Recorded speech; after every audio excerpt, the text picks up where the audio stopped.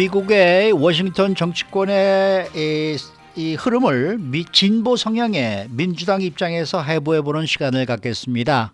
지금 전화에는 한인민주당협회 스티브 강 회장이 연결되어 있는데요. 안녕하십니까? 안녕하세요. 네. 지난주까지만 해도 통과가 불투명했던 1조 2천억 달러 규모의 인프라 투자 예산안이 어제 연방 상원에서 10명의 공화당 표를 얻어서 필리버스터를 저지하게 됐습니다. 이 바이든 대통령에게는 큰 정치적 승리다라는 그러한 이제 평가가 나오고 있는데 이러한 상황을 어떻게 보고 계십니까?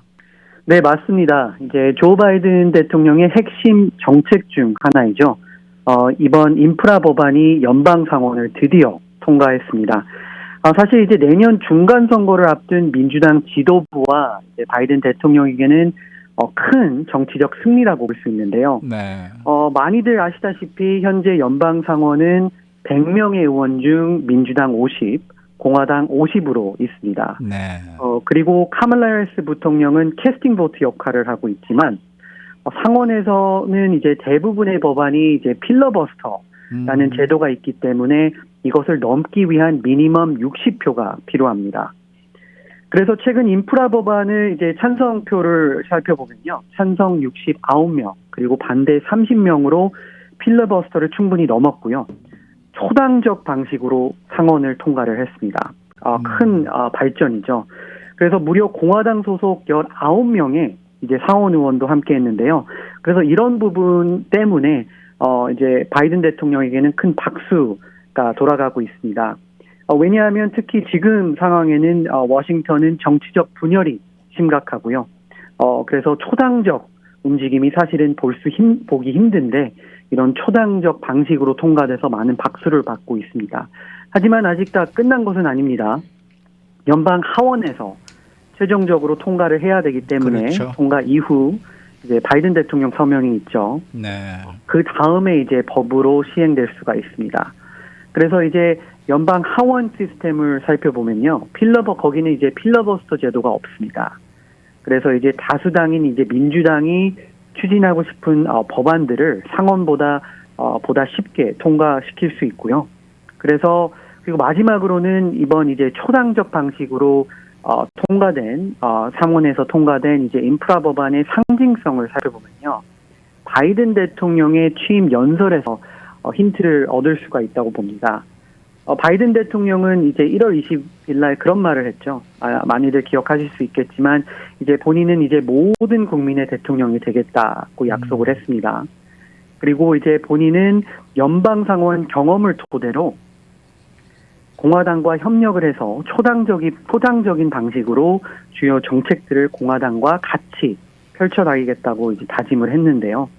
사실 그동안 이제 공화당 지도부는 이제 바이든 정부가 너무 민주당 단독으로, 민주당 옹리 형식으로 법안들을 추진한다고 이제 비판적인 그런 목소리가 높았는데, 하지만 이번 이제 인프라 법안이 논의되고 있을 때도 민주당에서도 이러한 비판 시선이 있었기 때문에 그냥 민주당끼리 하자라는 이런 의견도 많이 나왔습니다. 네. 하지만 이런 것들을 이제 뿌리치고 이제 바이든 대통령은 요번에 이제 초당적 방식으로 통과를 해서 본인의 진정한 리더십을 보여주고 있다고 저는 생각합니다. 네.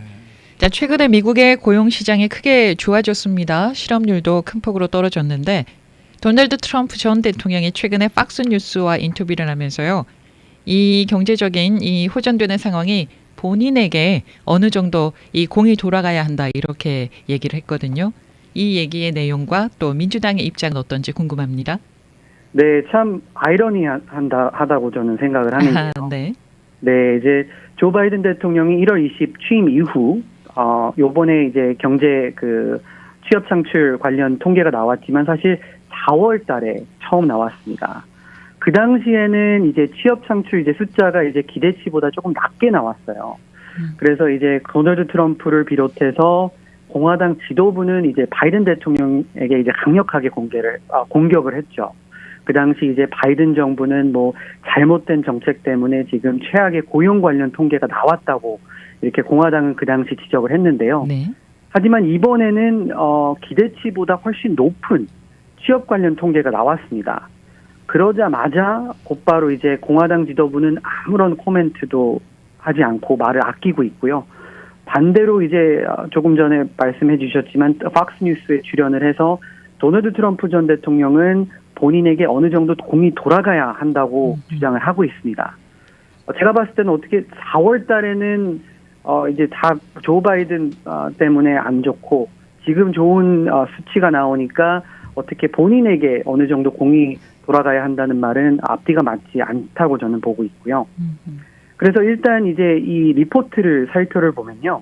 1년 만에 일자리 수치가 가장 많이 늘었습니다.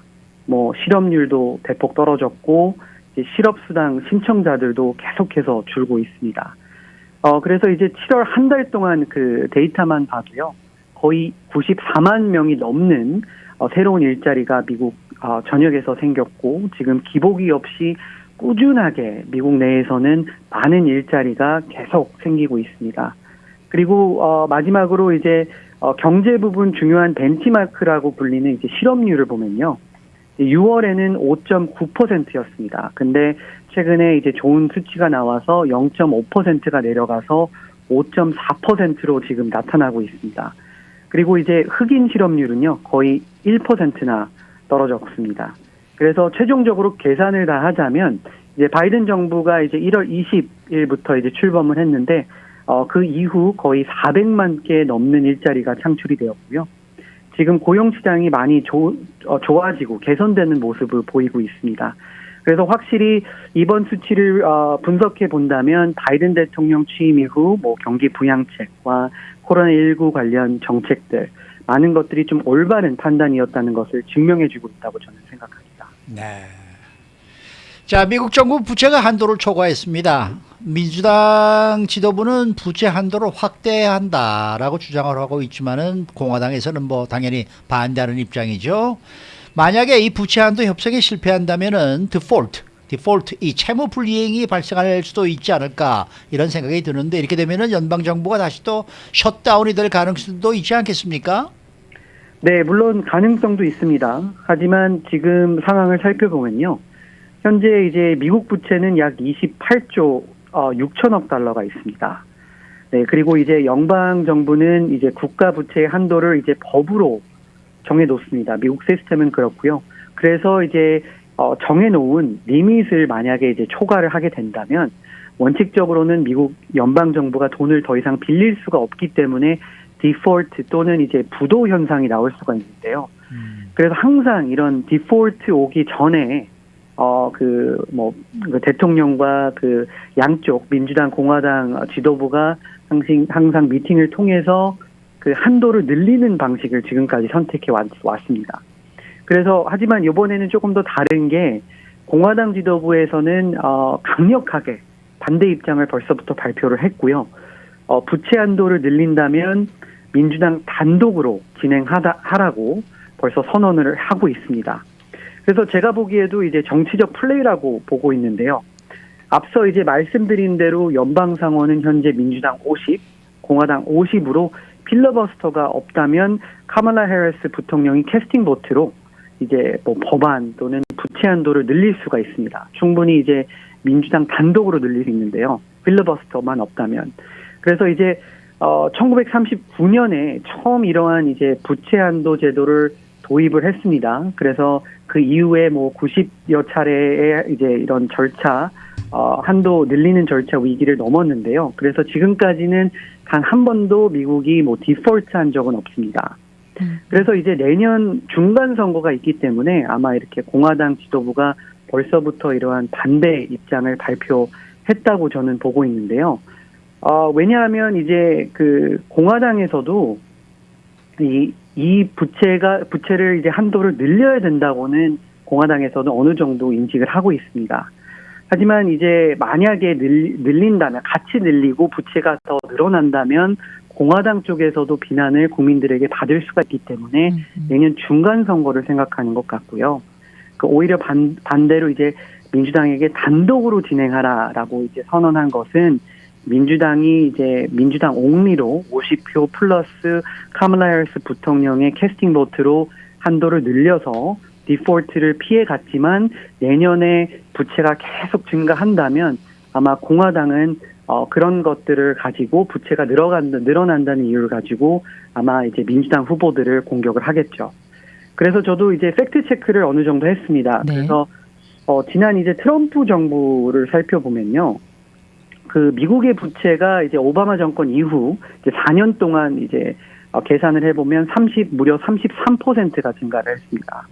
그래서 그것은 이제 거의 6조 7천억 달러가 부채가 이제 지난 4년 동안 증가를 했는데요.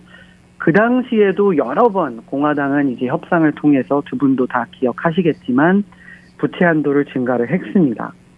그래서 그리고 한 가지 중요한 부분은요. 지난 2011년에는 부채 한도 협상이 늦어져서 이제 미국 국가 신용 등급이 이제 트리플 A에서 더블 A 플러스로 강등되어서 최악의 사태까지 발생했는데요. 그래서 이번 정치 플레이로 미국의 경제뿐만 아니라 글로벌 경제에 안 좋은 영향을 주면 안 된다고 저는 생각을 하고 있습니다. 네. 자, 아프가니스탄 상황과 또 관련한 얘기가 있습니다. 미군 철수 발표 이후에 이슬람 무장 조직 탈레반이 급속도로 여러 주도를 장악하고 아프가니스탄 북부 지역을 중심으로 세력을 넓히고 있는데요. 그래서 바이든 대통령의 결정이 너무 섣불렀다 이런 비난의 목소리가 나오고 있거든요. 자, 민주당에서는 미군 철수 결정을 어떻게 보십니까? 네, 이번 결정 매우 힘들었다고 저는 알고 있습니다.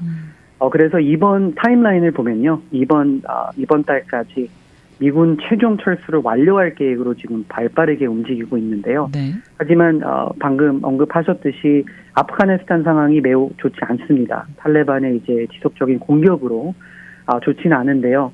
하지만 이제 원점으로 돌아가서 아프가니스탄의 이슈를 분석해 보면요. 이제 미국은 이제 지난 2001년 다들 기억하시는 9.11 테러 사태 이후 거의 20년 동안 아프가니스탄에서 탈레반을 비롯해서 여러 테러 조직들과 전쟁을 치르고 있습니다.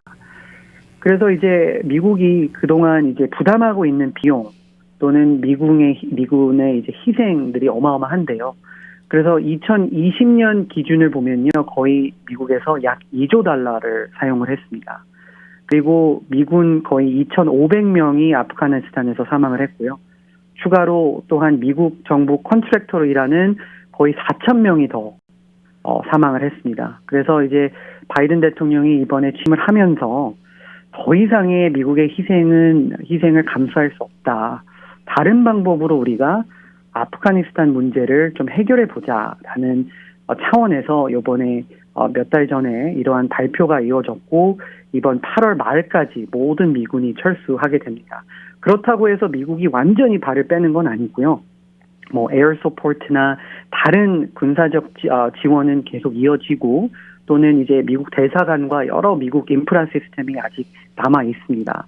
하지만 이제 미국 정부에서 추진하고 있는 방식은 지금 아프간 정부와 이제 탈레반 이제 리더십과 이제 평화 협정을 이루려고 하는데 지금 현재 뭐 최근에 여러 가지 정치적 뉴스 때문에 보도가 되지 않지만 지금도 이 시간에도 도하 커터에서 아프가니스탄 정부 관계자 또는 이제 탈레반 그 리더십과 지금 다양한 이제 협상 평화 협정 위한 이제 미팅들이 진행되고 있고요. 그리고 또는 미국 정부를 지금 20년 동안 아프가니스탄 내에서 돕고 있는 여러 이제 아프가니스탄 그 직원분들도 미국으로 데려와서 보호해 주겠다고 해서 지금 여러 방법으로 추진하고 있어서 저는 좋은 결과가 나올 것이라고 믿고 있습니다. 네.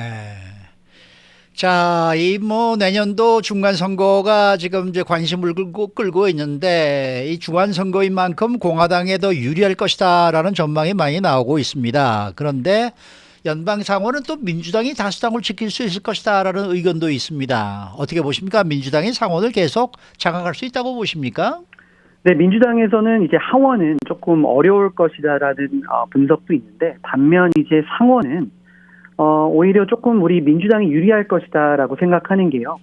상원은 이제 100명이 있지만 거기에 3분의 1이 항상 이렇게 매 선거 때마다 이제 바뀌죠. 대선이 나오고요. 그 다음에 요번에는 이제 공화당만 봤을 때도 그 여러 이제 현직 의원이 은퇴를 선언했습니다. 그래서 그런 은퇴 선언을 하면 새로운 문이 들어올 찬스가 있기 때문에 이번에 상원을 지금 목표를 두고 있습니다. 네, 수고 많으셨습니다. 감사합니다. 지금까지 한인민주당 협회 스티브 강 회장과 함께했습니다.